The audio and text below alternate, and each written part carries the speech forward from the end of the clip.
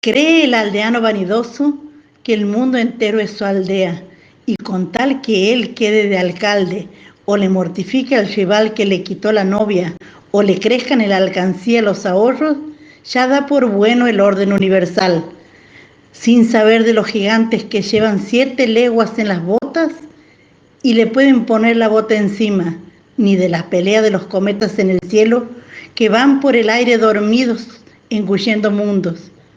Lo que quede de aldea en América ha de despertar. Estos tiempos no son para acostarse con el pañuelo en la cabeza, sino con las armas en la almohada. Como los varones de Juan Castellano, las armas del juicio es que vencen a las otras. Trincheras de idea valen más que trincheras de piedra. No hay proa que taje una nube de ideas. Una idea enérgica, flameada a tiempo ante el mundo, para, como la bandera mística del juicio final, a un escuadrón de acorazados. Los pueblos que no se conocen han de darse prisa para conocerse como quienes van a pelear juntos.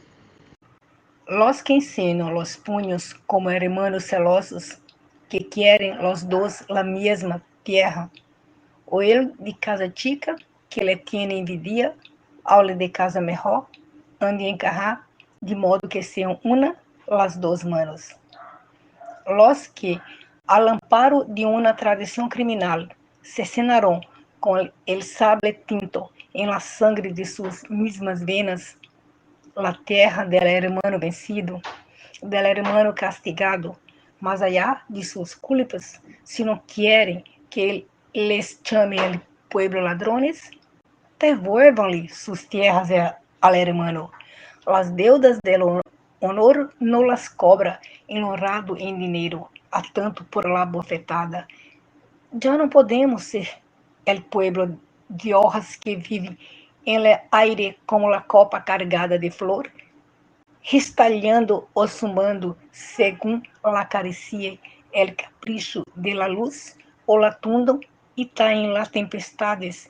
Los árboles se han de poner en fila para que no pase el gigante de las 7 leguas. Es la hora del recuento y de la marcha unida, y hemos de andar en cuadro apretado, como la plata en las raíces de los Andes. A los 7 vecinos solo les faltará el valor. Los que no tienen fe en su tierra son hombres de 7 meses, porque les falta el valor a ellos, si lo niegan a los demás. No les alcanza el árbol difícil el brazo canijo, el brazo de uñas pintadas y pulsera, el brazo de Madrid o de París, y dicen que no se puede alcanzar el árbol. Hay que cargar los barcos de esos insectos dañinos que le roen el hueso a la patria que los nutre. Si son parisienses o madrileños, vayan al Prado de faroles o vayan al Tortoni de sorbetes. Estos hijos de carpintero que se avergüenzan de que su padre sea carpintero. Estos nacidos en América que se avergüenzan porque llevan delantal indio, de la madre que los crió, y reniegan, bribones, de la madre enferma y la dejan sola en el lecho de las enfermedades. Pues ¿quién es ese hombre? ¿El que se queda con la madre a curarle la enfermedad? ¿O el que la pone a trabajar donde no la vean y vive de su sustento en las tierras podridas con el gusano de corbata, maldiciendo del seno que lo cargó, paseando el letrero de traidor en la espalda de la casaca de papel? Estos hijos de nuestra América, que ha de salvarse con sus indios y va de menos a más. Estos desertores que piden fusil en los ejércitos de la América del Norte, que ahogan sangre a sus indios y va de más a menos. Estos delicados, que son hombres y no quieren hacer el trabajo de hombres, pues el Washington que les hizo esta tierra se fue a vivir con los ingleses, en los años en que los veía venir contra su tierra propia. Estos increíbles del honor que lo arrastran por el suelo extranjero, como los increíbles de la Revolución Francesa, danzando y relamiéndose, arrastraban las hebres. Ni en qué patria puede tener un hombre más orgullo que en nuestras repúblicas dolorosas de América, levantadas entre las masas mudas de indios, al ruido de pelea del libro con el cirial, sobre los brazos sangrientos de un centenar de apóstoles. De factores tan descompuestos jamás, en menos tiempo histórico, se han creado naciones tan adelantadas y compactas. Cree el soberbio que la tierra fue hecha para servirle de pedestal, porque tiene la pluma fácil o la palabra de colores, y acusa de incapaz e irremediable a su república nativa, porque no le dan sus selvas nuevas modo continuo de ir por el mundo de Gamonal famoso, guiando jacas de Persia y derramando champaña. La incapacidad no está en el país naciente, que pide formas que se le acomoden y grandeza útil, sino en los que quieren regir pueblos originales, de composición singular y violenta, con leyes heredadas de 4 siglos de práctica libre en los Estados Unidos, de 19 siglos de monarquía en Francia. Con un decreto de Hamilton no se le para la pechada al potro del llanero. Con una frase de Sieyès no se desestanca la sangre cuajada de la raza india.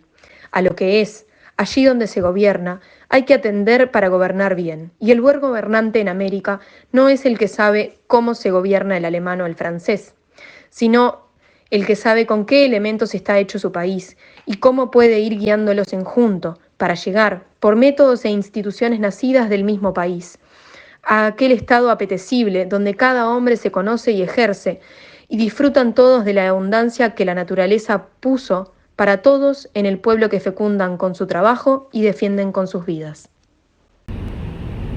El gobierno ha de nacer del país.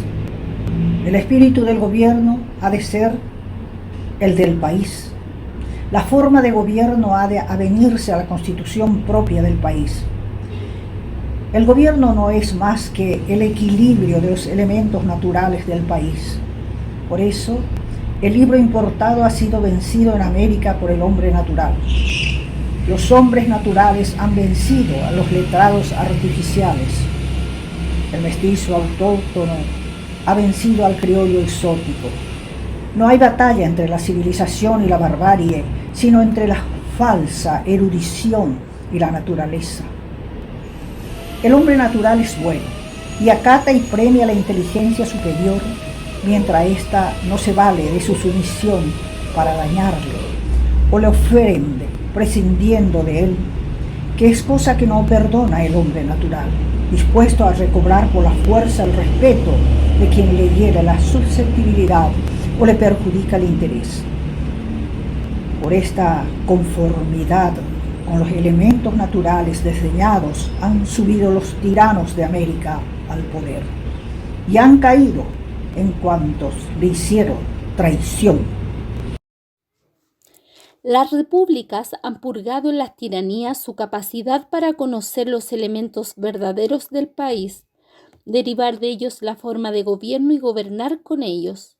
Gobernante, en un pueblo nuevo, quiere decir creador.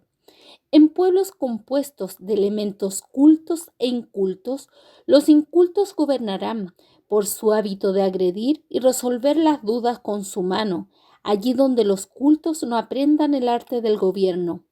La masa inculta es perezosa y tímida en las cosas de la inteligencia y quiere que la gobiernen bien, pero si el gobierno le lastima, se lo sacude y gobierna a ella. ¿Cómo han de salir de las universidades los gobernantes si no hay universidad en América donde se enseñe lo rudimentario del arte del gobierno, que es el análisis de los elementos peculiares de los pueblos de América? A adivinar, salen los jóvenes al mundo con antiparras yanquis o francesas y aspiran a dirigir un pueblo que no conocen. En la carrera de la política, habría de negarse la entrada a los que desconocen los rudimentos de la política. El premio de los certámenes no ha de ser para la mejor oda, sino para el mejor estudio de los factores del país en que se vive. En el periódico, en la cátedra, en la academia, debe llevarse adelante el estudio de los factores reales del país. Conocerlos basta sin vendas ni ambajes, porque el que pone de lado, por voluntad o por olvido, una parte de la verdad, cae a la larga por la verdad que le faltó, que crece en la negligencia y derriba lo que se levanta sin ella. Resolver el problema después de conocer sus elementos es más fácil que resolver el problema sin conocerlos. Viene el hombre natural, indignado y fuerte, y derriba la justicia acumulada de los libros, porque no se administra en acuerdo con las necesidades patentes del país. Conocer es resolver. Conocer el país y gobernarlo conforme al conocimiento es el único modo de librarlo de tiranías. La Universidad Europea ha de ceder a la Universidad Americana. La historia de América, de los incas acá, ha de enseñarse al dedillo, aunque no se enseñe la de los arcontes de Grecia. Nuestra Grecia es preferible a la Grecia que no es nuestra. Nos es más necesaria. Los políticos nacionales han de reemplazar a los políticos exóticos. Injértese en nuestras repúblicas el mundo, pero el tronco ha de ser de nuestras repúblicas. Y calle el pedante vencido, que no hay patria en que pueda tener el hombre más orgullo que en nuestras dolorosas repúblicas americanas. Con los pies en el rosario y la cabeza blanca y el cuerpo pinto de indio y criollo, venimos denodados al mundo de las naciones. Con el estandarte de la Virgen salimos a la conquista de la libertad. Un cura, unos cuantos tenientes y una mujer alzan en México la república en hombros de los indios. Un canónigo español, a la sombra de su capa, instruye la libertad francesa a unos cuantos bachilleres magníficos que ponen de jefe de Centroamérica contra España al general de España. Con los hábitos monárquicos y el sol por pecho, se echaron a levantar pueblos los venezolanos por el norte y los argentinos por el sur. Cuando los dos héroes chocaron y el continente iba a temblar, uno, que no fue el menos grande, volvió riendas. Y como el heroísmo en la paz es más escaso, porque es menos glorioso que el de la guerra, como al hombre le es más fácil morir con honra que pensar con orden, como gobernar con los sentimientos exaltados y unánimes es más hacedero que dirigir después de la pelea, los pensamientos diversos, arrogantes, exóticos o ambiciosos, como los poderes arrollados en la arremetida épica Zapaván, con la cautela felina de la especie y el peso de lo real. El edificio que había izado en las comarcas burdas y singulares de nuestra América mestiza, en los pueblos de pierna desnuda y casaca de París, la bandera de los pueblos nutridos de sabia gobernante en la práctica continua de la razón y de la libertad, como la constitución jerárquica de las colonias resistía a la organización democrática de la República, o las capitales de Corbatín dejaban en el zaguán al campo de Bota y Potro, o los redentores bibliógenos no entendieron que la revolución que triunfó con el alma de la tierra había de gobernar y no contra ella ni sin ella. Entró a padecer América y padece, de la fatiga de acomodación entre los elementos discordantes y hostiles que heredó de un colonizador despótico y avieso. Y las ideas y formas importadas que han venido retardando por su falta de realidad local el gobierno lógico. El continente desconyuntado durante 3 siglos por un mando que negaba el derecho del hombre al ejercicio de su razón. Entró desatendiendo o desoyendo a los ignorantes que lo habían ayudado a redimirse, en un gobierno que tenía por base la razón de todos en las cosas de todos, y no la razón universitaria de unos sobre la razón campestre de otros. El problema de la independencia no era el cambio de forma, sino el cambio de espíritu. Con los oprimidos había que hacerse una causa común para afianzar el sistema opuesto a los intereses y hábitos de mando de los opresores. El tigre, espantado del fogonazo, vuelve de noche al lugar de la presa. Muere echando llamas por los ojos y con las zarpas al aire. No se le oye venir, sino que viene con zarpas de terciopelo. Cuando la presa despierta, tiene al tigre encima.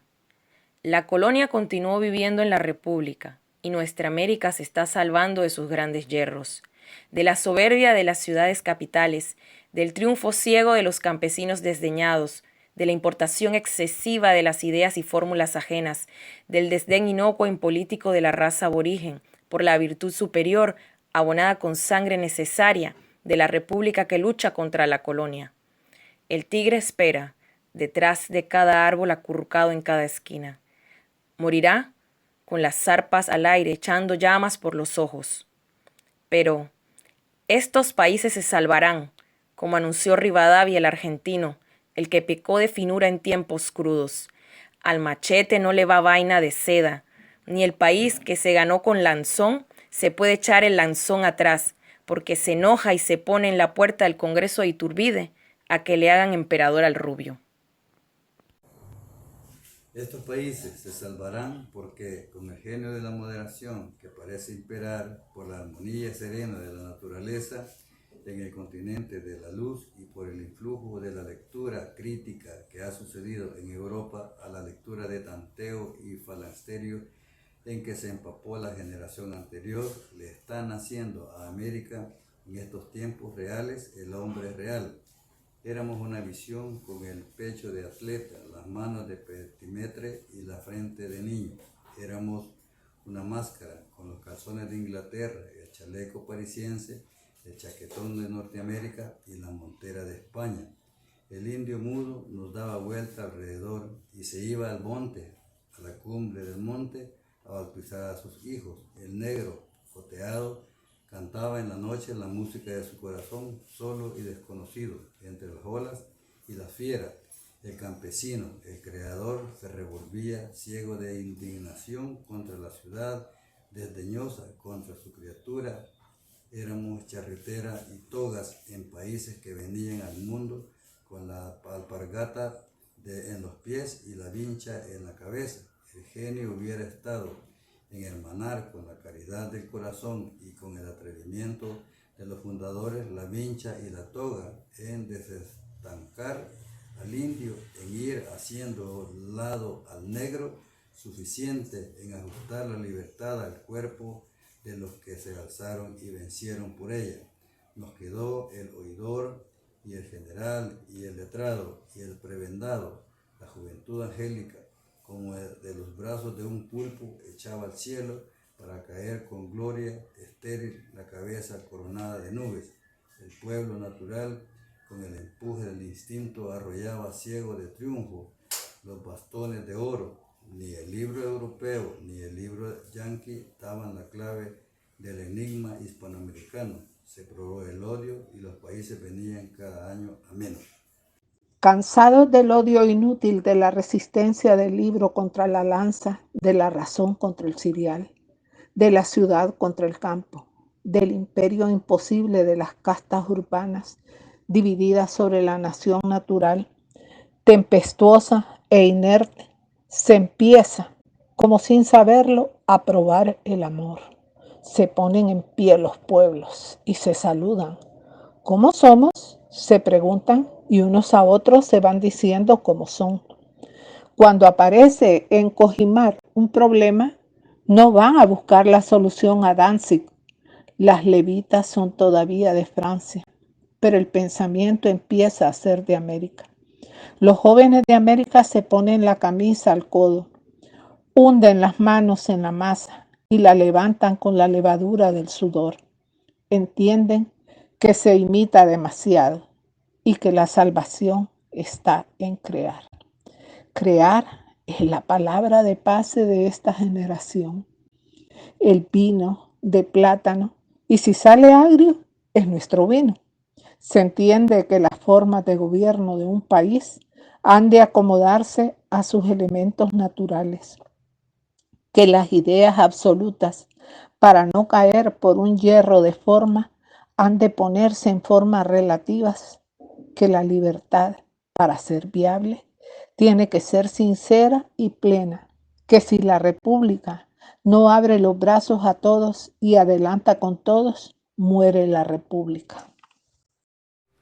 El tigre de adentro se echa por la endija y el tigre de afuera.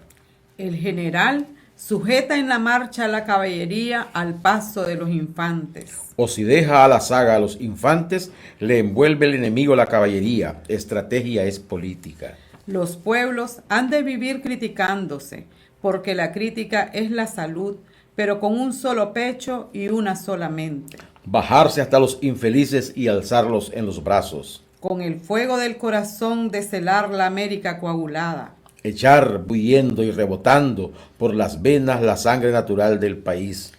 En pie, con los ojos alegres de los trabajadores, se saludan de un pueblo a otro los hombres nuevos americanos. Surgen los estadistas naturales del estudio directo de la naturaleza. Leen para aplicar, pero no para copiar. Los economistas estudian la dificultad en sus orígenes. Los oradores empiezan a ser sobrios. Los dramaturgos traen los caracteres nativos a la escena. Las academias discuten temas viables. La poesía se corta la melena zorrillesca y cuelga del árbol glorioso el chaleco colorado. La prosa, centelleante y cernida, va cargada de idea. Los gobernadores en las repúblicas de indios aprenden indio. De todos sus peligros se va salvando América. Sobre algunas repúblicas está durmiendo el pulpo. Otras, por la ley del equilibrio, se echan a pie a la mar, a recobrar con prisa loca y sublime los siglos perdidos. Otras, olvidando que Juárez paseaba en un coche de mulas, ponen coche de viento y de cochero a una pompa de jabón. El lujo venenoso, enemigo de la libertad, pudre al hombre liviano y abre la puerta al extranjero. Otras acendran con el espíritu épico de la independencia amenazada el carácter viril. Otras crían en la guerra rapaz contra el vecino la soldadesca que puede devorarlas. Pero otro peligro corre acaso nuestra América, que no le viene de sí, sino de la diferencia de orígenes, métodos e intereses entre los dos factores continentales, y es la hora próxima en que se le acerque, demandando relaciones íntimas, un pueblo emprendedor y pujante que la desconoce y la desdeña. Y como los pueblos viriles que se han hecho de sí propios con la escopeta y la ley, aman, y solo aman a los pueblos viriles como la hora del desenfreno y la ambición de que acaso se libre por el predominio de lo más puro de su sangre la América del Norte, o en que pudieran lanzarla sus masas vengativas y sórdidas la tradición de conquista y el interés de un caudillo hábil. No está tan cercana aún a los ojos del más espantadizo que no dé tiempo a la prueba de altivez continua y discreta, con que se la pudiera encarar y desviarla, como su decoro de república pone a la América del Norte ante los pueblos atentos del universo, un freno que no le ha de quitar la provocación pueril, o la arrogancia ostentosa, o la discordia parricida de nuestra América. El deber urgente de nuestra América es enseñarse como es, una en alma e intento, vencedora veloz de un pasado sofocante, manchada solo con sangre de abono que arranca a las manos la pelea con las ruinas y la de las venas que nos dejaron picadas nuestros dueños. El desdén del vecino formidable que no la conoce es el peligro mayor de nuestra América, y urge, porque el día de la visita está próximo, que el vecino la conozca pronto para que no la desdeñe. Por el respeto, luego que la conociese, sacaría de ella las manos. Se ha de tener fe en lo mejor del hombre y desconfiar de lo peor de él. Hay que dar ocasión a lo mejor para que se revele y prevalezca sobre lo peor. Si no, lo peor prevalece. Los pueblos han de tener una picota para quien les azuse a odios inútiles y otra para quien no les dice a tiempo la verdad. No hay odio de razas porque no hay razas. Los pensadores canijos, los pensadores de lámparas, enhebran y recalientan las razas de librería que el viajero justo y el observador cordial buscan en vano en la justicia de la naturaleza, donde resalta en el amor victorioso y el apetito turbulento la identidad universal del hombre. El alma emana, igual y eterna, de los cuerpos diversos en forma y color. Peca contra la humanidad el que fomenta y propague la oposición y el odio de las razas. Pero en el amasijo de los pueblos se condensan, en la cercanía de otros pueblos diversos, caracteres peculiares y activos, de ideas y de hábitos, de ensanche y de adquisición, de vanidad y de avaricia, que del estado latente de preocupaciones nacionales pudieran, en un periodo de desorden interno o precipitaciones de carácter acumulado del país, trocarse en amenaza grave para las tierras vecinas, aisladas y débiles, y que el país fuerte declara perecederas e inferiores.